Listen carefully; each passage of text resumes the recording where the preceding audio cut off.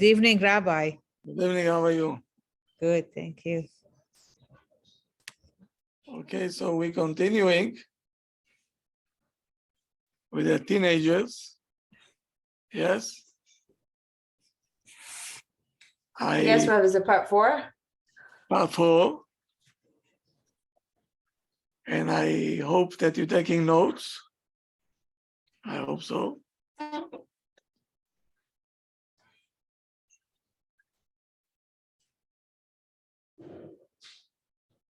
So now, tonight we're going to learn how to deal with the anger of the teenagers. They get angry from time to time. Why?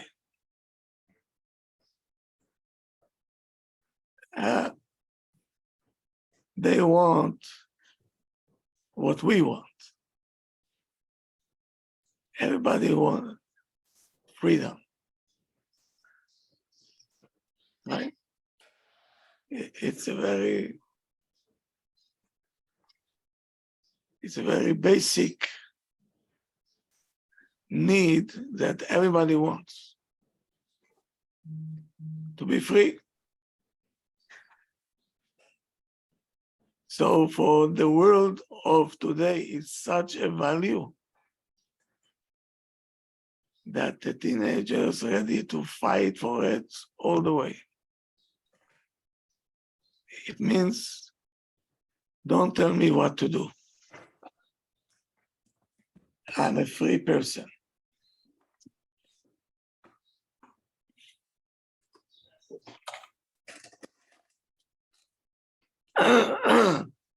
But these teenagers, they forget, and even sometimes we, the adults, we forget. Yes, freedom is very important. It's very important. But we forget that there is a value that's more important than freedom. The responsibility for the well-being of the teenagers.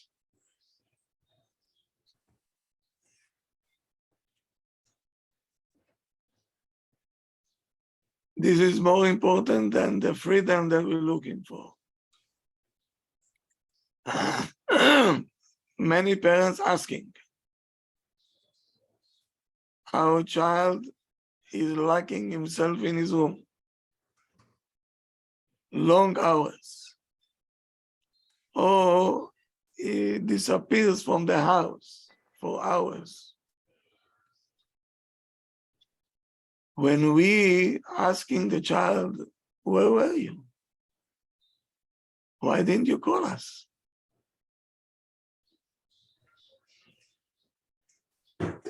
What he will react?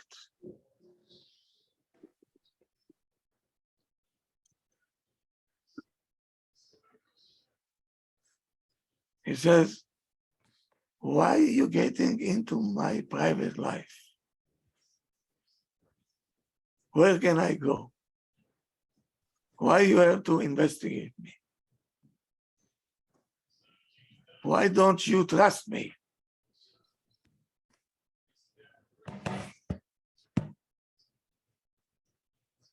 How we have to behave now? What we gonna do? What this child doing in his room, Coca? Hours and hours. Especially if they have a phone. Or when they going somewhere. I said, what took you so long to come back? Why didn't you call us? And the reply will be, why don't you trust me?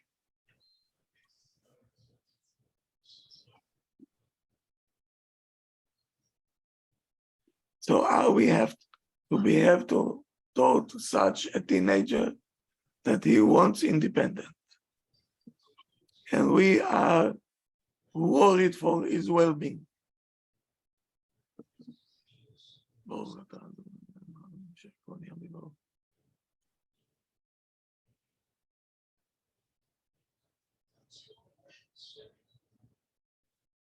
So, like we said, the value of the responsibility of the chinuch of the child is much more valuable than freedom and privacy. If this is the case, if you have a difficulty with one of your children that this is how he behaves, you don't give in.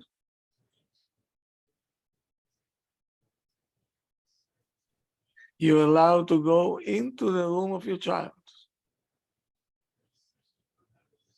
You hear me out very well now. You go inside the room. And you can check whom is he talking to.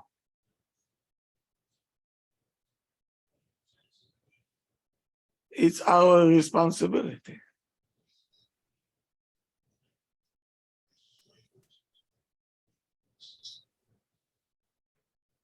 And you can, even behind his back, you can ask the telephone company to give you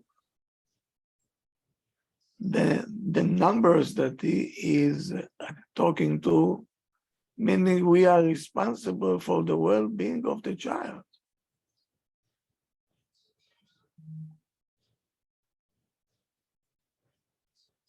This is our responsibility and our obligation to know what's going on with our kids.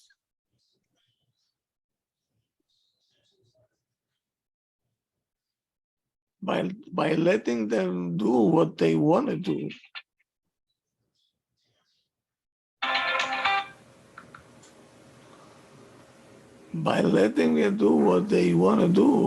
we're not doing any justice over here.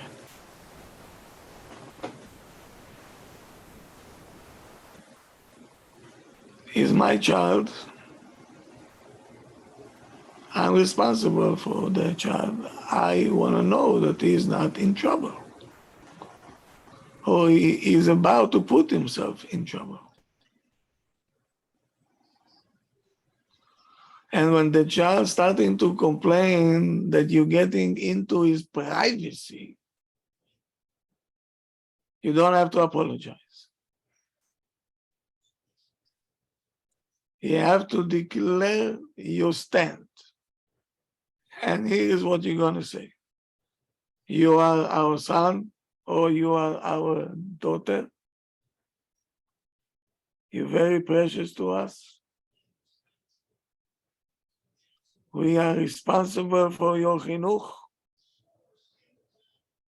And we're not going to let go from the job that Hashem gave us. This is our obligation toward the Kadosh Baruch Hu.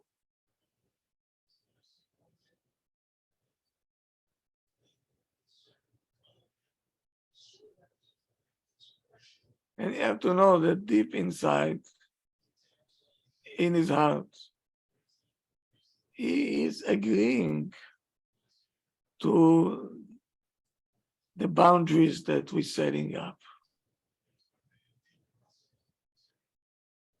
Way inside, he knows that he's still a child and he needs guidance. They know that.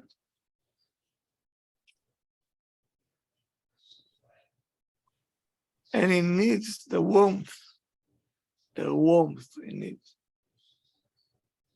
And he needs to know that his parents are here to protect him. And when the parents putting boundaries,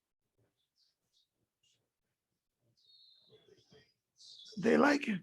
Deep inside, they like it. outside they show that they hate it and everything else, but inside they like it.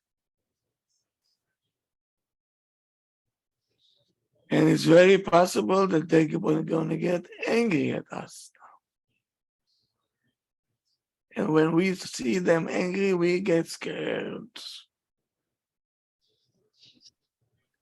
Maybe the child will not love me now.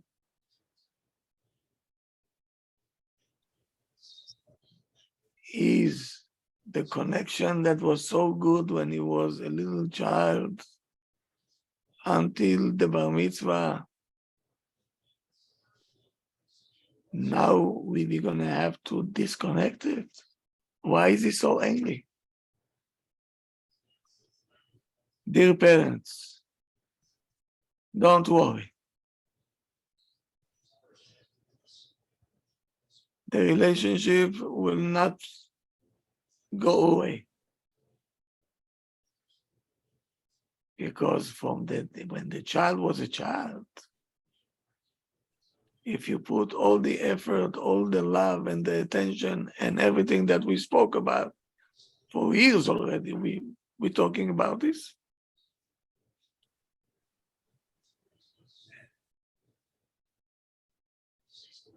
And to supply to him true love. The kesher, meaning the connection, will never be disconnected.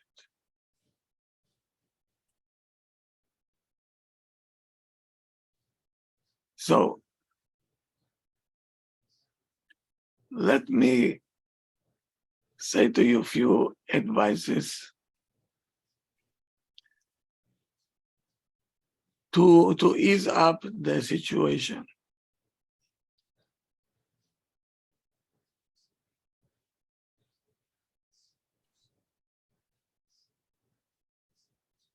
Now, don't try to convince the child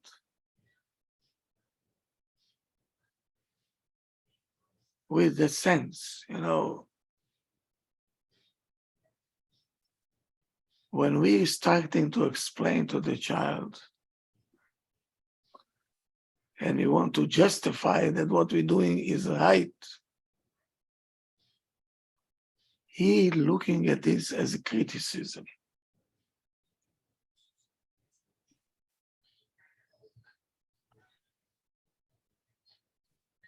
All kind of trying to explain them, to excuse, to explain and to start to justify is just make the situation worse.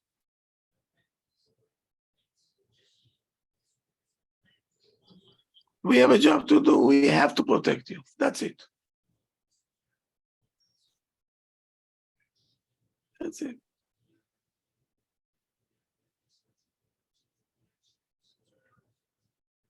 Don't attack them. Many times when something happens when we don't like it, we're starting to attack them. So we all understand that screaming and blaming will not achieve the goal.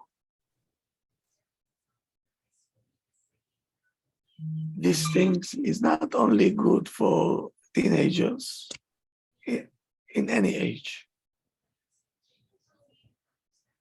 So any person in any age, screaming and blaming will not do it.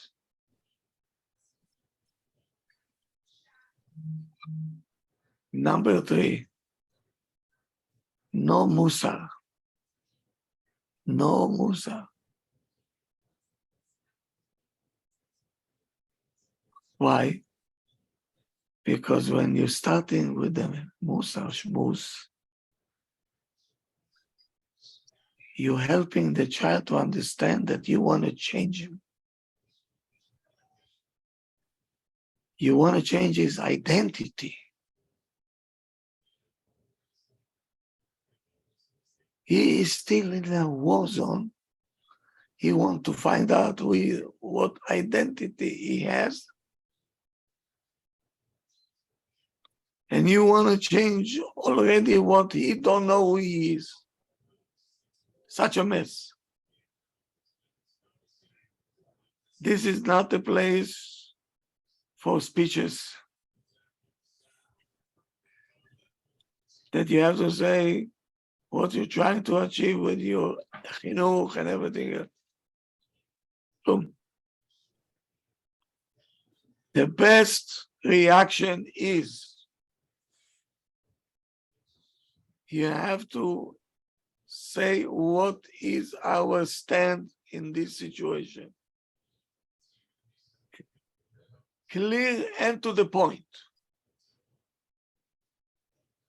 Example, we, Abba and Ima, we decided that 11 o'clock is the time for everybody to be home. Whoever come after 11 o'clock, the door will be locked. No.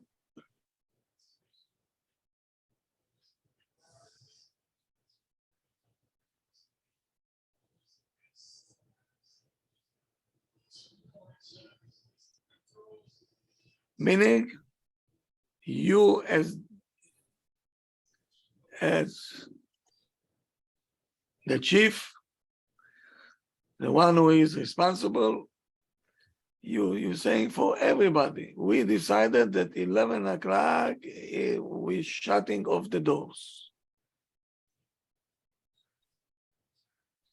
So you said already, we decided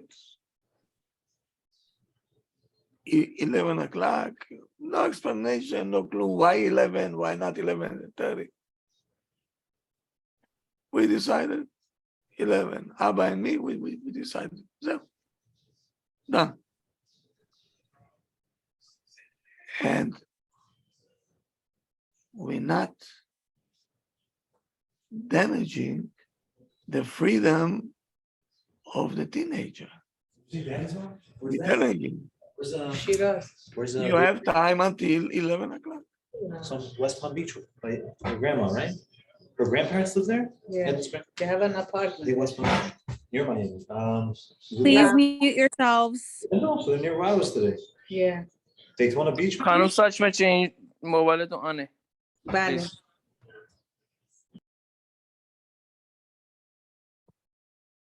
Okay.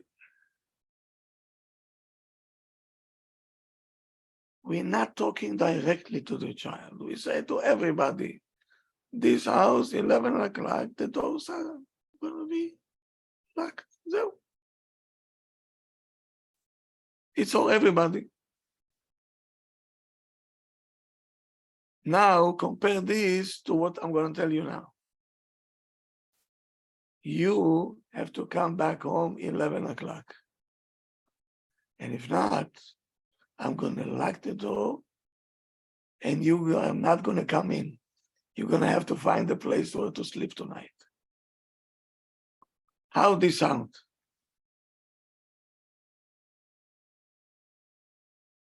How does it sound? Threatening. No? Or is it more of a consequence? What is more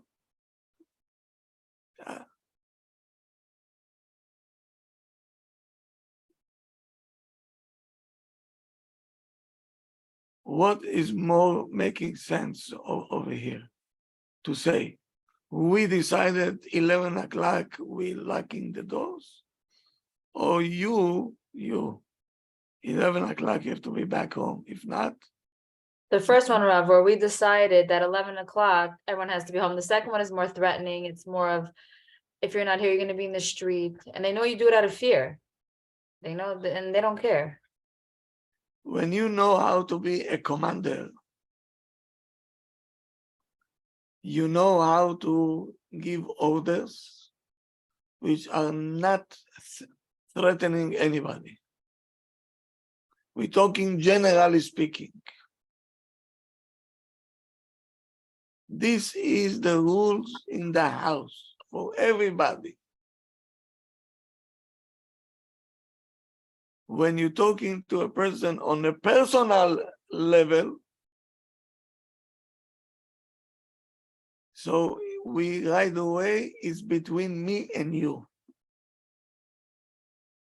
We instigating a fight.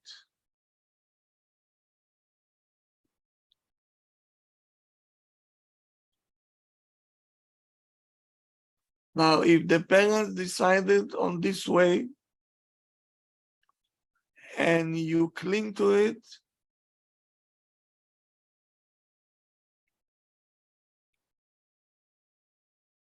on a steady basis, 11 o'clock every night, they see 11, click, the door is locked. So this will strengthen the connection between you and your child.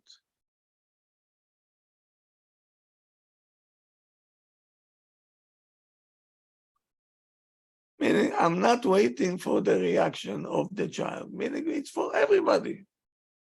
You belong to the house, okay, so you're part of it. But on the other hand, if I'm saying something and I'm waiting for the reaction from the child, what he will say, because you have to come back 11 o'clock.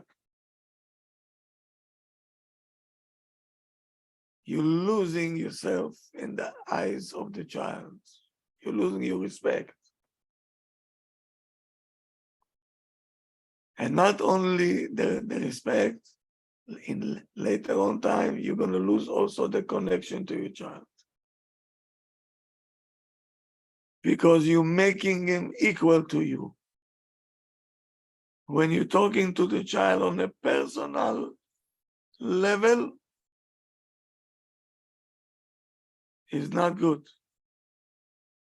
So if you want to implement a law at home, in this house, everybody has to go tzanua. No, everybody. It's not especially for you. This is the rule of the house.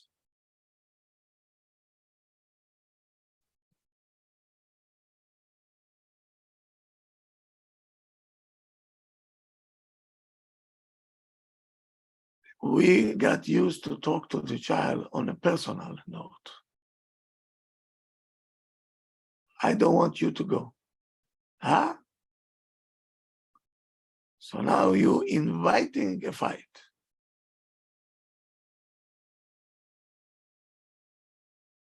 Instead of saying, me and Abba decided, okay, that after a certain hour, nobody will go out. It's for everybody. Are you part of this house? Yes. So these rules apply to you also.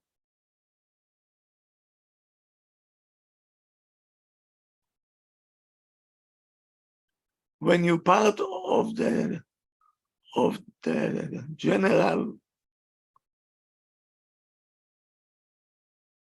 population of the house over here, so it's much easier to accept the rules. But when you're going individual, you say, you have to come back home 11 o'clock, we're declaring a war. Every house has to have rules for everybody.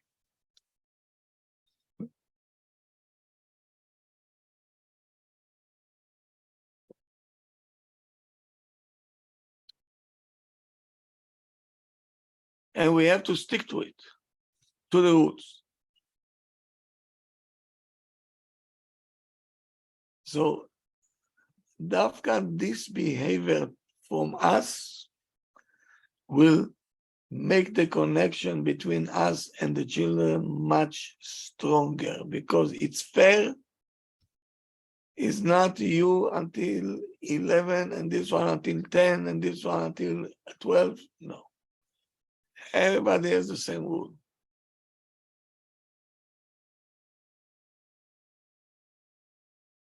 then it's much easier to accept.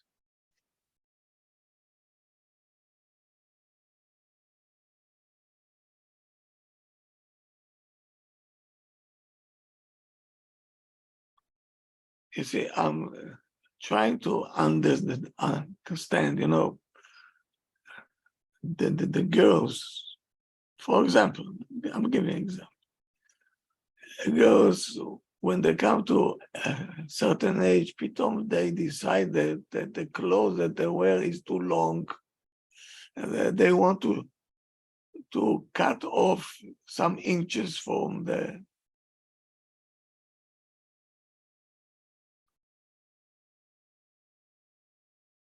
Why can't we say in this house it's unacceptable?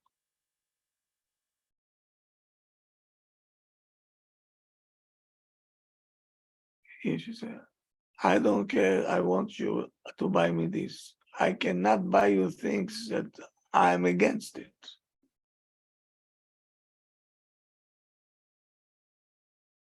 It's a rule for everybody, not only you. And it's a rule for Ima as well. Why are we buying this and then we have to fight? You're not going to wear it. How did you get to the house?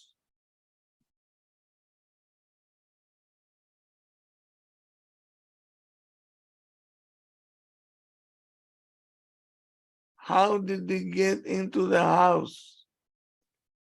Meaning I wanted a piece of quiet, I bought it.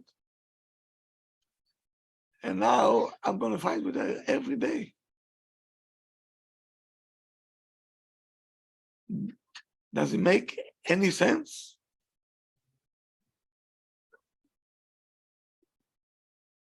No. No.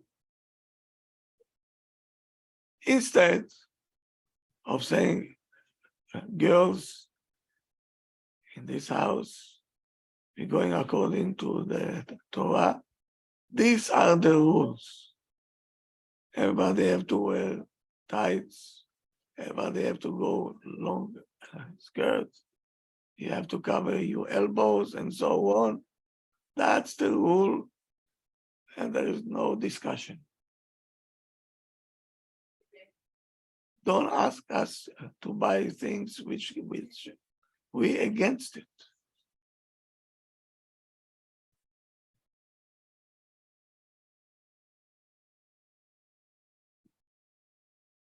Can we do it?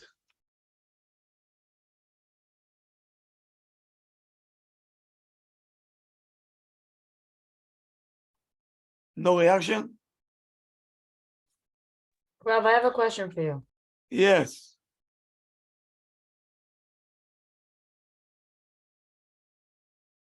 What's the question?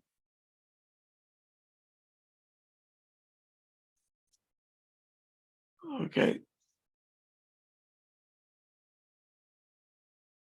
I guess that there is no question. Good.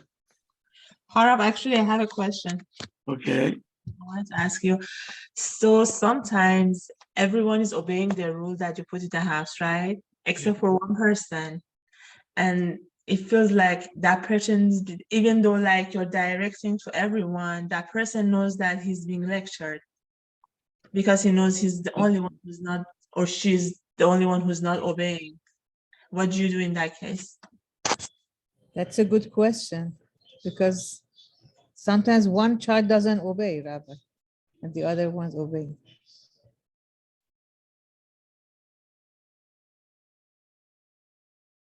What do you mean is not obeying?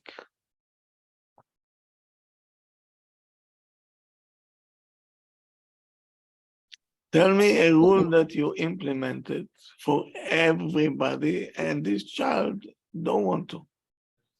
What can it be?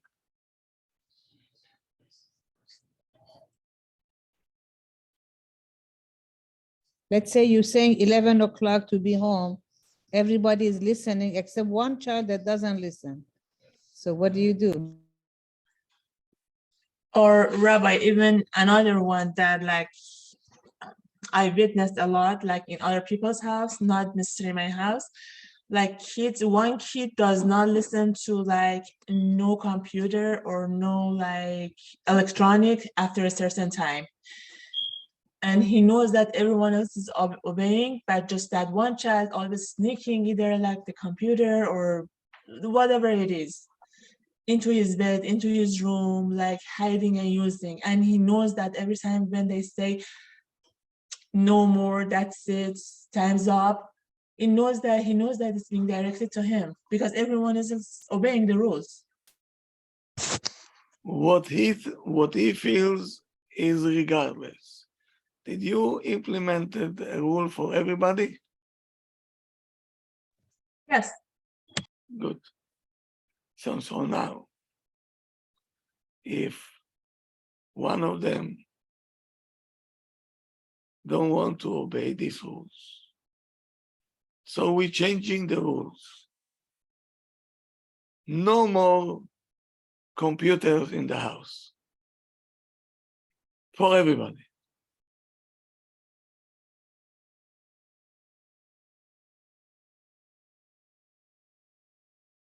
You say we are afraid. What kind of a captain are you if you're afraid from your soldiers?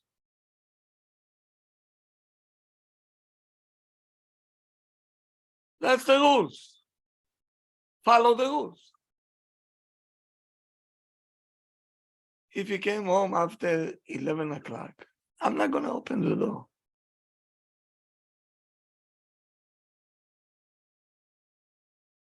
If you did, say bye-bye to the chinuch.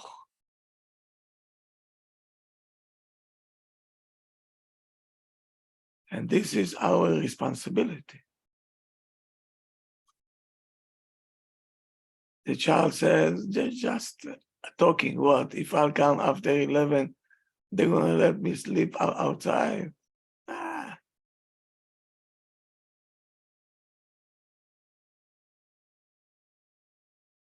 Question, Rav, what if they go to their family member? Should the family member let them in? Like a grandparent? Yes. But not in my house. Meaning not the parents' house, but the family members they can sleep He on. can go wherever he wants. In this house, that's what it is. Don't you think they understand? And do they see that we're serious. I think it's harder for the parents rather than for the child to do Absolutely. that. And that's where we're failing.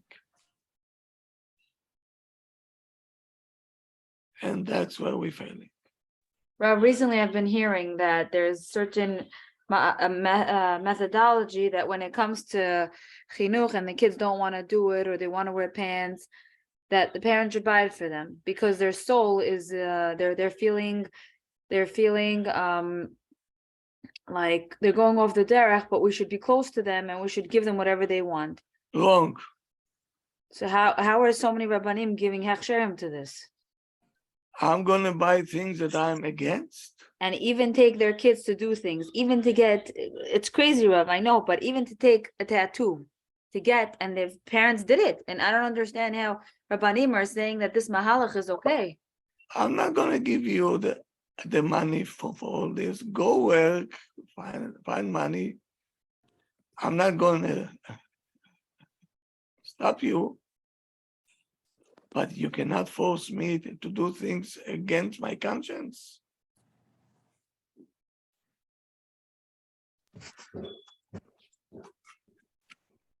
I mean, Rabbi, not stopping them from putting tattoos. I mean, I don't know, it's a little hard for me to understand. Okay. So we Listen, the message is as follows. We cannot permit things that is against our belief and the rules of the house.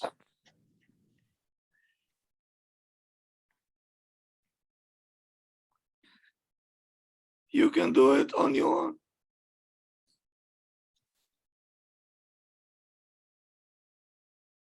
And but what do we tell the other siblings that are, especially if it's the oldest child? What do we tell to the other children that look up to the sibling, to their brother or their sister? Okay. So then, how do, then you have to explain them, that the child is going through something. Okay.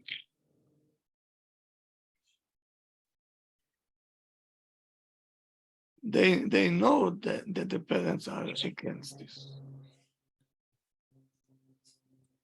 I'll tell you when it's going to be a bad influence on the kids, when the parents will give in. He said, he was successful, so we can do it also. But if they see that the parents are saying, listen, you can do whatever you want, but you cannot suck us into this game. so should the parents let them live there if they're doing all these things, and or should the parents say, no, you can't be here unless you follow our rules and code of dress?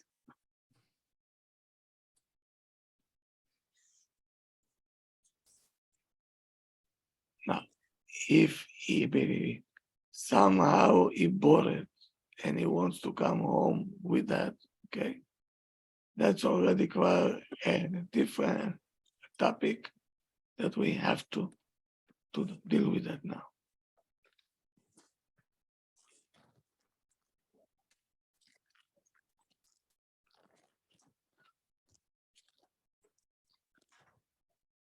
This already we have to go back to his younger age.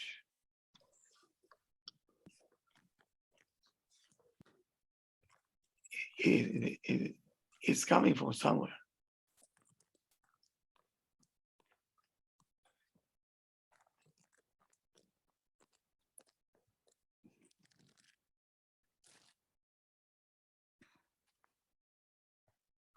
So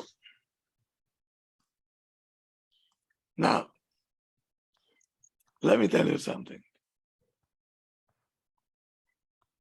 With the kids that are in the process of maturity, we are also getting mature with them together. It's very important for you to remember that the stormy time of the teenage time, when they're searching for identity, it's not because you made mistakes in the chinuch. Don't blame yourself. And you're not going to avoid it this period of time, even if you gave them the best chinuch when they were small. It's coming. This period of time, every parent will have it. It's a process, natural one, and a good one.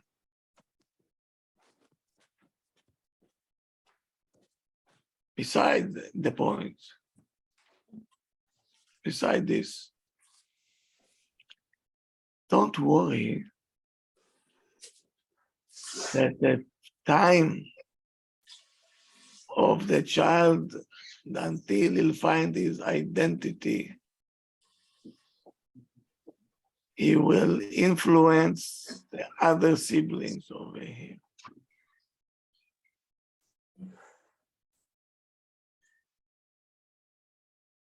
I know people that they were afraid that this child that's going to stormy time will influence his younger siblings. So they send them to live with their grandparents. Or they send them to a sleepaway.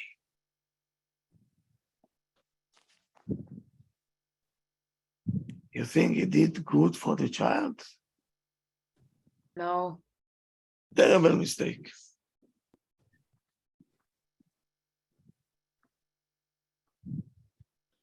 because through him, we will go up also.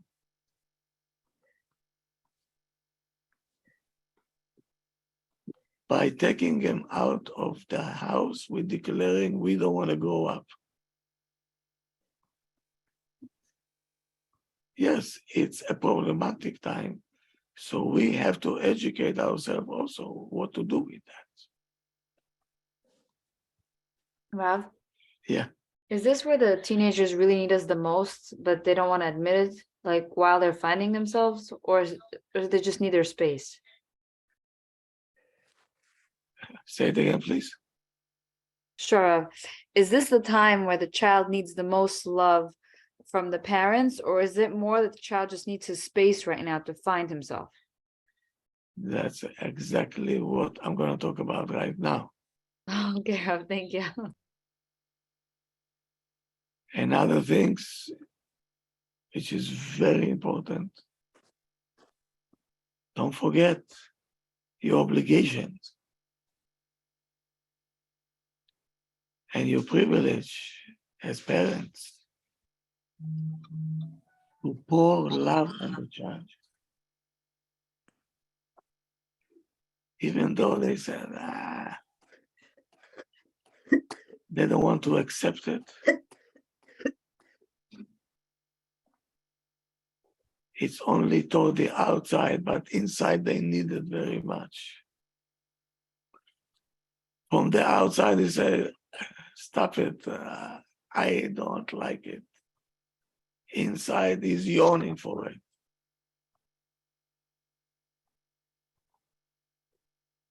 Don't give up on giving them warmth and to get closer to them.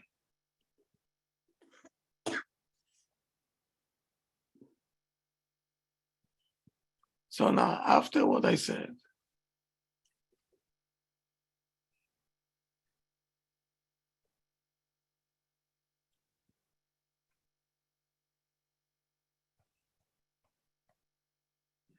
see, after what I said, meaning a child, why does he telling you, I want this, I want that? Because he wants our approval. He wants us to participate. Meaning he wants to stay close to us. But we have to say, this is against our principles. So if you're expecting us to permit you to do it, no, we can't.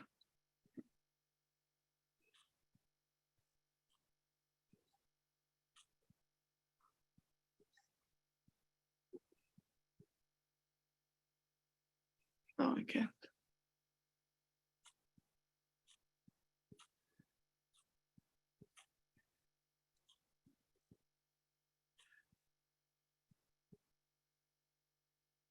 Let's say he bought phone for himself.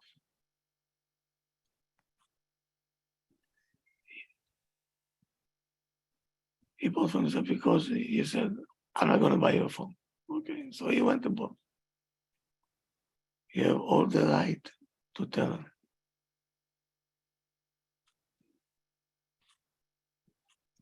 You cannot use it in the house.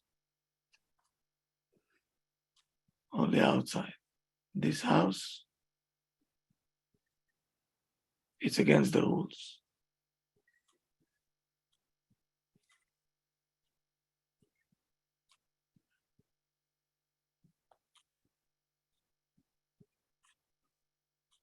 Now, many parents asking me, my kid's going to yeshiva and they want a cellular phone, a smartphone or iPhone, I don't know what it is. What shall I tell the child? Very simple. whatever the yeshiva will say, if the yeshiva says it's okay, okay. If the yeshiva says, no, you want us to go against the institution that had to teach you,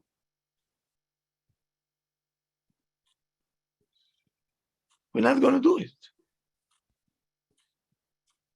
If the principal of the yeshiva will say, yes, okay, you can have a phone, okay, fine with us.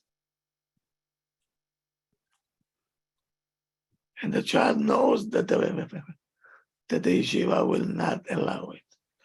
So what he is asking us to do, to cheat the yeshiva. And many parents, they caved in.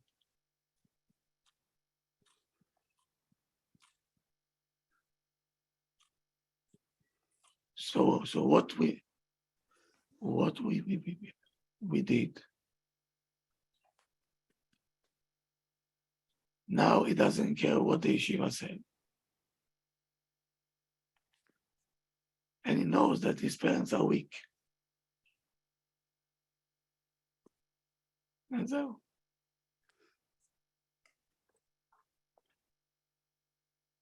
But if you say, you can say whatever you want. We sent you to yeshiva for a reason. And whatever the yeshiva will say, we're going to obey. We're going to work with the yeshiva. So the child, even though he is going to protest and say, he knows that his parents doing the right thing. Deep inside, he knows that.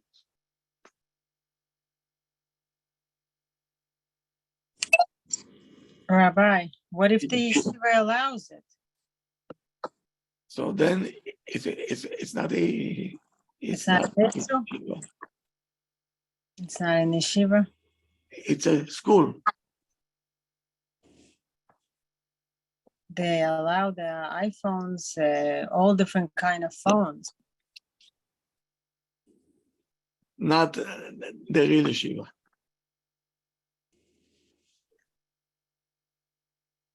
It has to be a kosher phone, but they allow it. So buy him a flip phone. That's a kosher phone.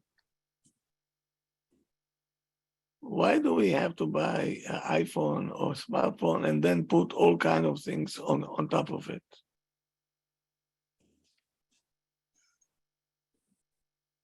Because all the other kids have it. So and they're making fun of the kid that doesn't have it. And then if this is the case, so I have a question. If you don't like it, what your kid is doing in such a yeshiva? Get him out of there.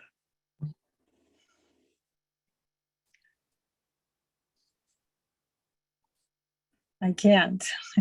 It's a good yeshiva.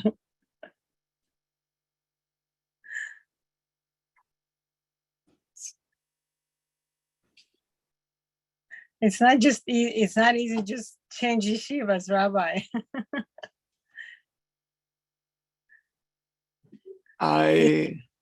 Easier said than done, you know? Who said it's going to be easy? You can't just change yeshivas. I mean, this is the school that your kids go to. They're going to, they can always change. It's not so many options. You'll be surprised. Before I'll put my child in the yeshiva and I know my rules, if I hear that they against my house rules, why should I put him there?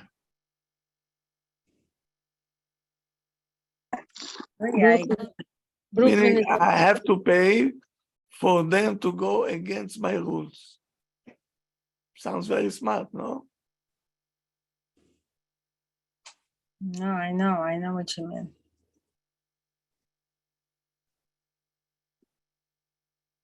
So we don't know what authority means. We're not keeping the rules. So what do you want from the child? What do you want? children see right away who is sincere and who is kacha, only saying but is not doing it.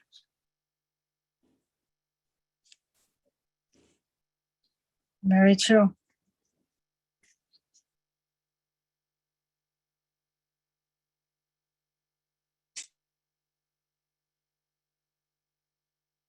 How long are we on the phones? And then we telling a child, why you so much on your phone? Huh?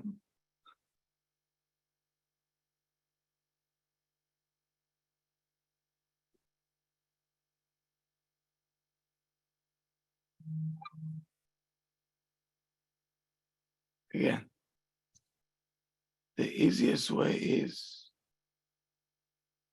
we put you in yeshiva, we pay. We're not going to go against the yeshiva.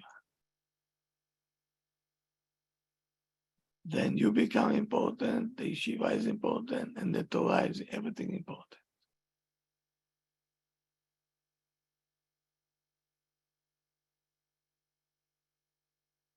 And you show that you're following the yeshiva.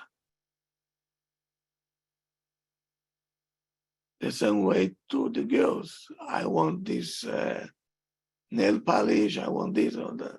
Whatever they thought they're going to tell us in the yeshiva is okay, that's what we're going to do.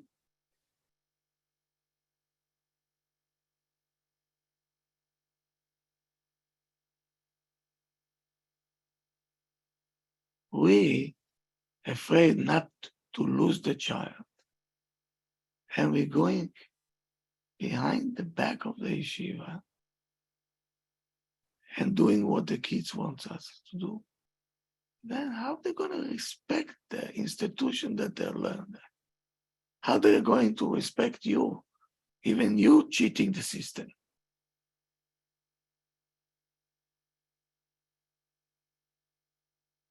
So the child look on all the religions and everything else as a joke.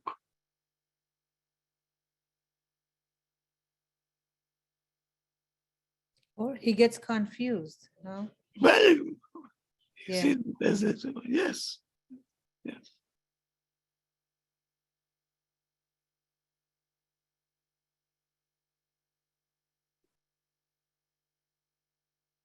So now, after all the explanations, don't forget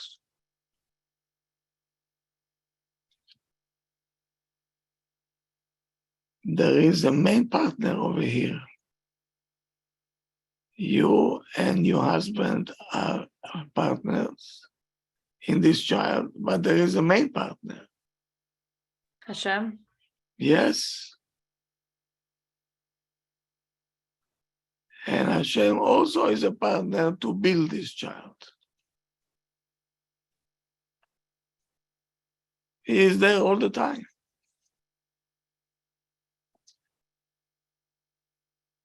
So what we have left to do? To pray to Hashem.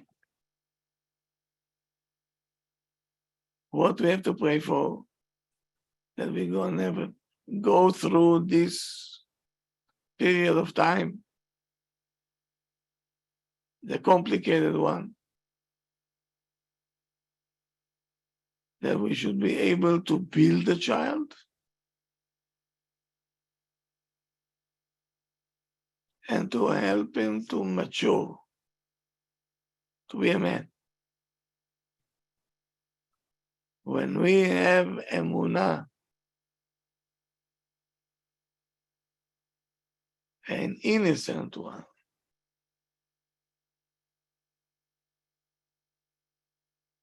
and we're going to pray to Hashem,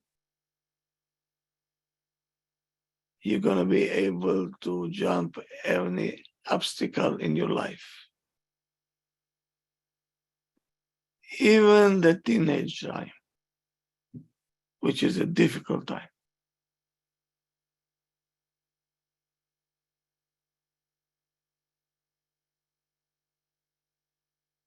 So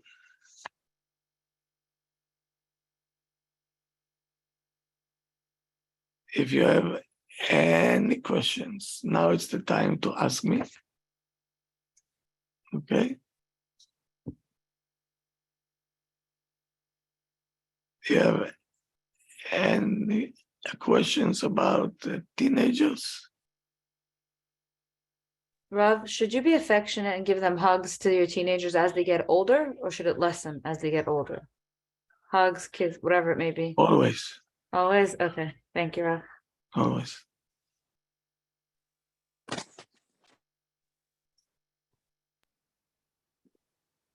No questions? There is no such thing as too much love. No, They always need it. Yeah. it's always needed. Thank you, Raf. Okay, Thank you, Rav.